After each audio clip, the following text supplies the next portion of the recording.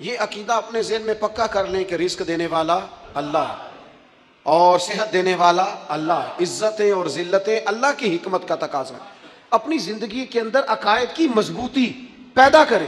آپ کو پتہ ہے صحابہ کو سب سے زیادہ تکلیفیں کس بات پر دی گئی تھی؟ کوئی ان کا سیاسی جھگڑا ہی نہیں تھا، اس وقت تو کوئی سیاسی بات ہی نہیں ہو رہی ہوتی تھی، اور جہاد کا بھی ٹائم ہی نہیں آیا تھا، ابھی مسلمانوں نے تو تلواریں نہیں اٹھائی تھی، مکی دور تھا۔ سب سے زیادہ صحابہ کو جو سزا دی جاتی تھی نا، وہ اس بنیاد پر دی جاتی تھی کہ اپنا عقیدہ بدل دو، عقائد سے برگشتہ کرنے کے لیے، عقائد چھڑوانے کے لیے۔ آج لوگوں نے بڑا سستا سمجھ لی ہے عقائد و نظریات کو، جو بھی آتا ہے جس طرح کا بھی آتا ہے۔ لوگ کہتے ہیں جناب دیکھو تو صحیح کتنی ملمہ سازی سے بات کرتا ہے، کتنا فلسفہ بیان کرتا ہے۔ او خدا کے بندے، تیرا ایمان لوٹا جا رہا ہے۔ اعلیٰ حضرت فاضل بریلوی رحمت اللہ علیہ فرماتے ہیں، سونا جنگل رات اندھیری چھائی بدلی کالی ہے، سونے والو جاگتے رہنا چوروں کی رکھوالی ہے۔ سونے والو جاگتے رہنا چوروں کی۔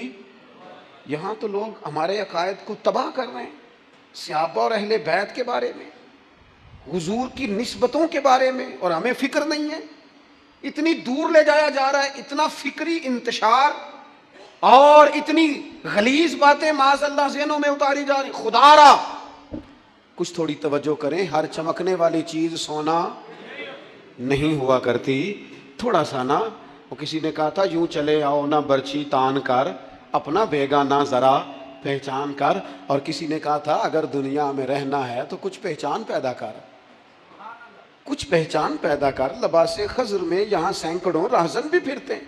عقیدوں کی پختگی، نظریاتی پختگی، صراط مستقیم پر استقامت بہت بڑی ضرورت ہے۔ حضرت معاذ بن جبل رضی اللہ تعالیٰ عنہ فرماتے ہیں، میں جب سفر کے لیے جانے لگا تو میں نے اپنے کریم محبوب علیہ السلام کی بارگاہ میں عرض کی، یا رسول اللہ مجھے کوئی نصیحت کر دیں۔ تو اللہ کے محبوب فرمانے لگے، اللہ کے ساتھ کسی کو شریک نہ ٹھہرانا، صرف اللہ کی عبادت کرنا۔ میں نے پھر عرض کی، حضور کوئی اور نصیحت کر دے۔ تو محبوب فرمانے لگے، کہیں کوئی کمزوری ہو جائے زندگی میں، سستی رہ جائے تو اپنے رب سے استغفار کرنا۔ میں نے پھر عرض کیا، یا رسول اللہ کو نصیحت کر دیں۔ تو کہتے ہیں محبوب نے آخری بات کی اور طے کر دیا میرے لیے سفر کا وہ رستہ۔ اللہ کے محبوب فرمانے لگے کہ اپنے اخلاق کو اچھا کر لو، اور دوسرا اپنے دین پر، اسلام پر استقامت اختیار کرو۔ اپنے عقیدے کے معاملے میں کبھی کمزور نہ پڑنا، دین پر، اسلام پر استقامت اختیار کرنا، کچی پکی باتیں زندگی میں نہ کرنا۔